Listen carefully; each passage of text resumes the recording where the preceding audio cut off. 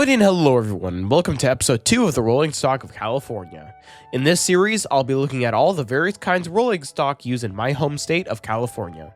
In this second episode, we'll be looking at the history and use of the Surfliner and California cars. So, let's get started. These cars' history in SoCal, just like the F-59 PHI we discussed in last episode, begins in the late 1970s.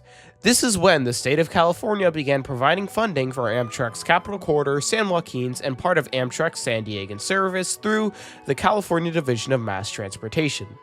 At this time, these trains consisted of Amtrak-owned Amfleets and, new at the time, EMD F40PH locomotives. This was how these services ran up until the 1990s. In the 90s, the state of California formed the California Division of Rail, which on rolling stock went under the name Amtrak California. And in the year 1990, California Propositions 116 and 108 provided $3 billion for transportation services. Much of this went to rail, which allowed the state to buy brand new rolling stock for their Amtrak services. To coincide with the new F-59 PHI locomotives, the state of California wanted new bi-level coaches for this service.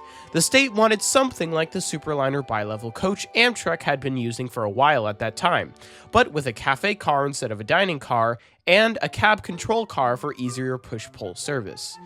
In the end, Morrison Knudsen was chosen to make these cars. Initially, Caltrans wanted inner-city and commuter versions of these cars, but in the end, only the inner-city versions were produced. These cars were actually initially put into service on the San Diegan, now Surfliner, service, and then followed by the Capital Corridor and San Joaquin's we know for them being on today. The California cars began revenue service in 1995, with the last cars being delivered in 1997.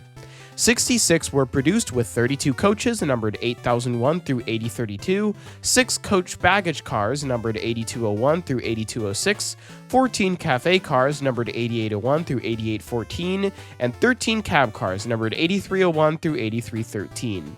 They could reach a top speed of 125 miles an hour. These cars wore a stainless steel body with navy blue trucks and bottoms, and a long black stripe going across the windows with some gold trims. When they began service, these cars weren't the most reliable. Their main issue was the doors. Their doors would frequently run into issues, causing many delays. It was said that these doors would fail 10 times as often as cars by other manufacturers. To add on to the problems, in 1998 it was discovered that in some cars, floor panels were sagging and the suspension system was deemed highly suspect and potentially unstable.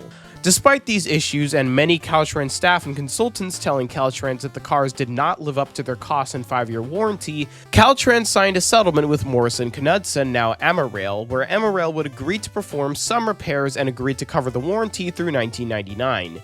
Caltrans even went as far as to defend the cars, stating that they are fundamentally sound and that this outcome was the most favorable as Amarail was preparing to go out of business.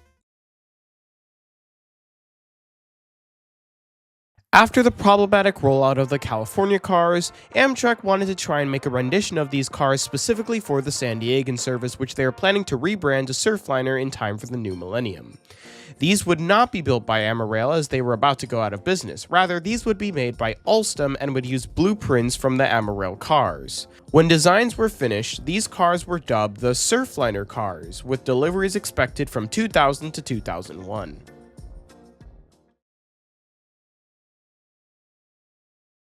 The Amtrak ordered Surfliner cars would enter revenue service in the year 2000, with the last ones arriving in 2001.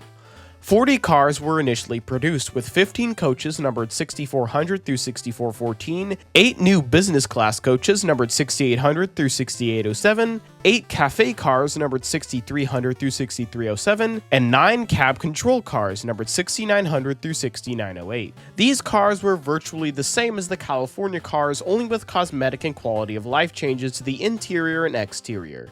These cars wore a stainless steel body, silver trucks, a blue and white stripe, and a main blue top with white lining. These cars also had Surfliner on the side in that classic Amtrak 2000s bi-level font.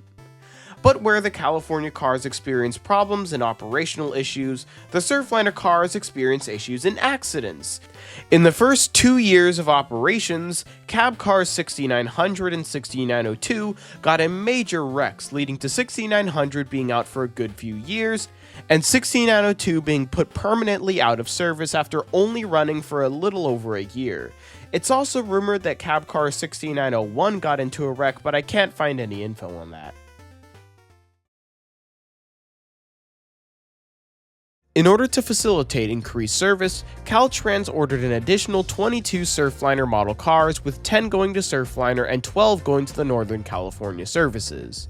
This order included 8 coaches numbered 6451 through 6453 for Surfliner and 6461 and 6465 for NorCal, 4 cafe cars numbered 6351 and 6352 for Surfliner and 6361 and 6362 for NorCal, 2 business class coaches for Surfliner only being 6851 and 6852, and 8 cab control cars being 6951 through 6953 for Surfliner and 6961 through 6965 for NorCal. These cars thankfully had a pretty normal service start and helped add increased service to all Amtrak California services. Something cool to note is that just because the 6950 series were owned by Caltrans, cab car 6953 found its way onto San Joaquin's, helping out with the Thanksgiving crowds.